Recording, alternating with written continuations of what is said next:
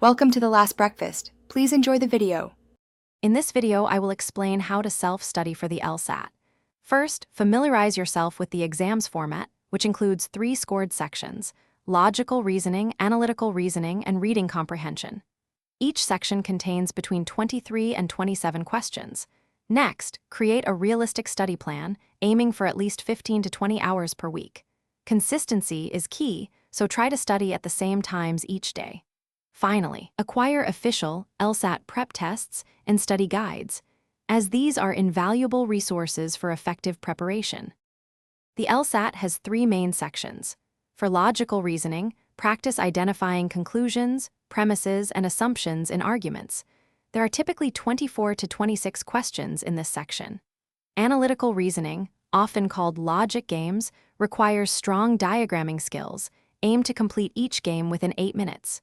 Reading comprehension involves 4 passages, each with 5 to 8 questions. Work on quickly identifying the main point and understanding the author's tone.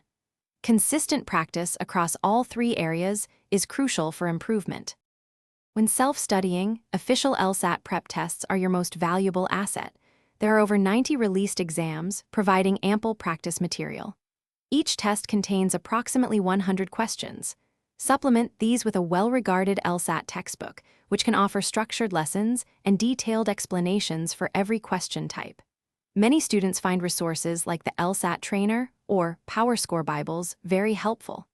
Additionally, online forums can provide a community for sharing tips and clarifying difficult concepts. Consistent practice tests are essential. Aim to take one full, timed practice test every 1 or 2 weeks as you get closer to your exam date.